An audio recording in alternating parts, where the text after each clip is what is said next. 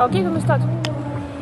Hi everybody, welcome to the Copacabana Palace in Rio, one of the great hotels of the Global South with an incredible history spanning decades. Anybody in the world stayed here. And this is the end of day one of the BRICS Summit in Rio. In fact, it's the most important day because we had the opening session opened by President Lula. We had President Putin speaking on video conference, President Modi presentially, and we had the final declaration. The summit declaration was released early afternoon. The most important day, in fact, was yesterday because it was the BRICS Business Council where we had business representatives, diplomats from all over the Global South discussing their projects, their interconnection, their hopes for the future, financing new projects, etc. Today, of course, the big political day. The summit declaration is very diplomatic, as we expected, condemning, among others, the genocide in Gaza, the attacks against civilian targets in Russia, especially in Kursk, and of course the attack on the military installations, and of course Iran.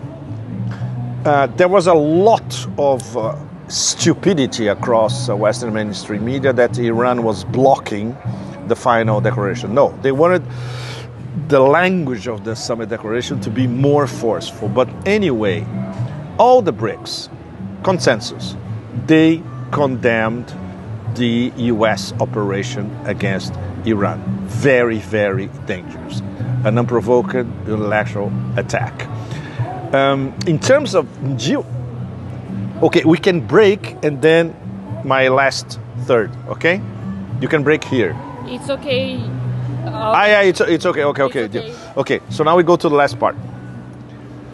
Geoeconomically, this summit was absolutely essential because the Russian leadership, in geoeconomic terms, in terms of organizing a new payment settlement system, in terms of coming up with a new credit rating agency, in terms of organizing the backbone of a different international system of trade, commerce, and finance, there was a big boost this past 2 days.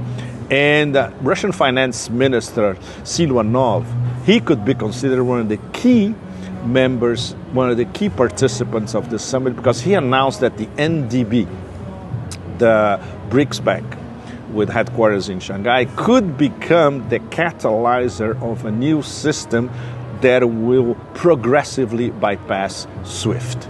This is the big announcement of today, first day of the summit, and yesterday, the day of the BRICS Business Council. Prime Minister of Malaysia, Anwar Ibrahim, was the big star yesterday of the BRICS Business Council. President Lula is going to visit the ASEAN Summit in Kuala Lumpur in Malaysia in October. So we have South America and Southeast Asia getting closer together. So this is the main theme, which was discussed yesterday, especially by businessmen and businesswomen from all over the Global South. Closer integration beats transcontinental integration, which is the backbone of BRICS. So yesterday you could feel the heartbeat of the Global South beating here in Rio. Today we had the geopolitical and very serious aspect of, yes, the war by the empire is against all of us, BRICS members. But we're going to fight it in very civilized terms, and we're not going to antagonize the empire, but we'll keep organizing a different system of geoeconomic and geopolitical relations for a better future. So this was day one of BRICS. Tomorrow is the end. There's not going to be something extremely substantially different from today, but more dialogue. There's going to be a special dialogue, Brazil-India.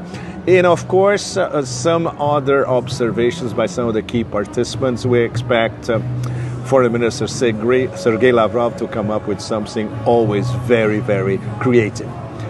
Thanks, everybody. Greetings from Rio. See you tomorrow.